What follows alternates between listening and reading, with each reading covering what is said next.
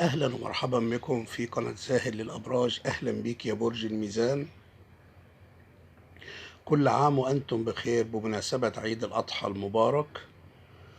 النهاردة هنتكلم عن قراءة هامة لأصحاب برج الميزان، تبدأ النهاردة من يوم 28 يونيو حتى يوم 7 يوليو لعام 2023.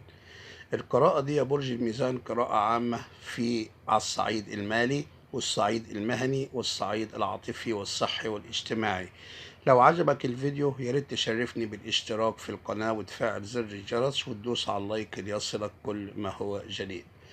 برج الميزان، القراءة دي قراءة عامة تنفع لرجال وسيدات برج الميزان، وكمان تنفع لجميع العشريات. برج الميزان هقسم في هذا الفيديو العشريات الأولى والثانية والثالثة، وإيه الأخبار وإيه الأخبار السارة وإيه الأخبار الصادمة لكل عشرية. فخليك معايا لنهاية الفيديو، ياريت أشوف تعليقاتك أسفل الفيديو. برج الميزان عامة، توقعات الفلك لأصحاب برج الميزان مطلوب منك طلب وهيصدمك، وانتظر بشوق مفتاح الفرج. هقول تاني رسالة الفلك ليك يا برج الميزان، مطلوب منك طلب وهيصدمك، وانتظر بشوق مفتاح الفرج يا برج الميزان. برج الميزان عامة كل العشريات كانت الفترة اللي فاتت بتعاني من تأخر في، نقول في العمل، تأخر في الرزق، تأخر في الصحة، تأخر في الزواج، تأخر في أسماع أخبار سارة، لأن كانت بعض الكواكب بتعكس هذا أو بتعاكس هذا البرج. لكن الفترة اللي جاية دي يا برج الميزان، سواء النهاردة من يوم 28 حتى نهاية العام، هيكون عندك مفتاح فرج في حياتك، مفتاح فرج في حياتك، وانتظره بشوق وفرح وسعادة، لأن الفرج قريب جدا جدا جدا منك يا برج الميزان. ولكن مطلوب منك طلب، والطلب ده هيصدمك، لأنك أنت كان الطلب ده بالنسبة ليك لو ركزت كنت هتعرفه من زمان، وكانت هتتغير حياتك من زمان. وهو ايه الطلب ده يا برج الميزان؟ الطلب ده خليك معايا عشان تعرفه وتفهمه وتنفذه، عشان تتفتح ليك أبواب الفرج وتتغير حياتك بالكامل يا برج الميزان. برج الميزان أولا في قانون اسمه قانون التوقع. قانون التوقع أو التوقعات، يعني إيه القانون ده؟ يعني كل ما تتوقعه سوف يحدث لك يا برج الميزان، كل ما تتوقعه سوف يحدث لك يا برج الميزان. يعني إيه الكلام ده؟ يعني يا برج الميزان لو فكرت في الخير والنجاح والفرج والسعادة، هتأتي إليك بشدة كل هذه الأشياء، لأن قانون التوقع ده أنت ما تتوقعه سوف يحدث لك يا برج الميزان. بمعنى ان الطلب ده هو الطلب اللي انا هطلبه منك يا برج الميزان، انك تتوقع الخير وتتوقف عن توقع اشياء غير خير. يعني ايه الكلام ده يا برج الميزان؟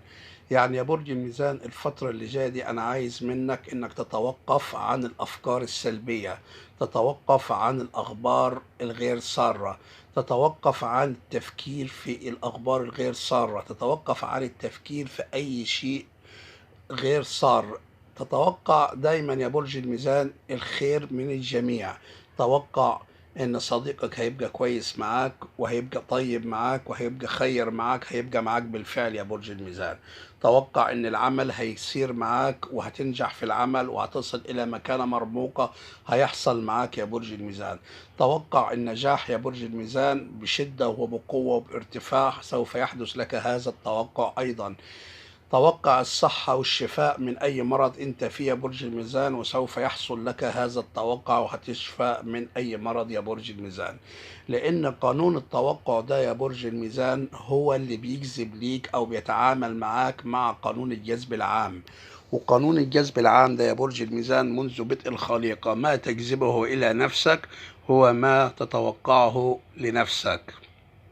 ما تجذبه لنفسك وهو ما تتوقعه لنفسك. يعني انت لو توقعت ان هيأتيك مبلغ من المال وهتتغير حياتك، وجيت واثق في هذا الموضوع ان هيديك الماء من باب الله، وهتفرح وهتتغير حياتك، هتجذب لك هذا المال يا برج الميزان، لان اصبحت عندك ثقة في الله، وثقة في نفسك، وثقة في الاستجابة، وانك هيستجيب ليك يا برج الميزان، وهتتفتح ليك ابواب الخير وابواب الفرج وابواب السعادة وابواب الصحة. انسى يا برج الميزان اي تعطيل في حياتك في الفترات اللي فاتت، وابدأ صفحة جديدة، وتأكد تماما ان الثقة في الله نجاح.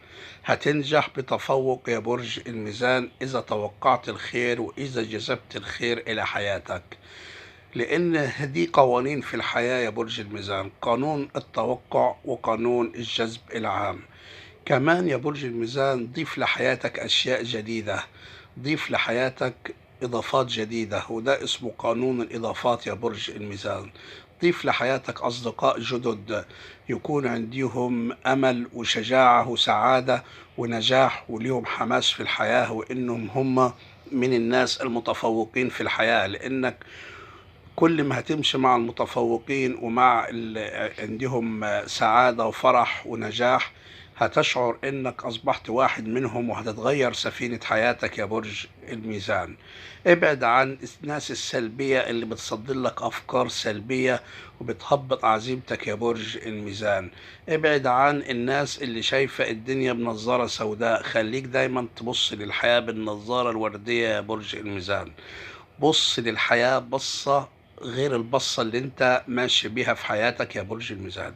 شوف شريك حياتك بانه احسن واحد في الكون يا برج الميزان، وهيتحقق انه يصبح احسن واحد في حياتك، وهيكون سبب السعادة في حياتك. بالنسبة ايضا لغير المتزوجين، توقع انك هتجد شريكة الحياة أو شريك الحياة المناسب اللي فيه الصفات اللي انت بتفكر فيها يا برج الميزان، وسوف تجده، لأنك كده توقعت. مع استخدام قانون الجذب هتجد اللي انت نفسك فيه أو اللي رسمته في خيالك يا برج الميزان. أنا مش هطول عليك، ولكن انتظر بشوق مفتاح الفرج، لأنه آتي إليك بقوة يا برج الميزان. وإلى اللقاء.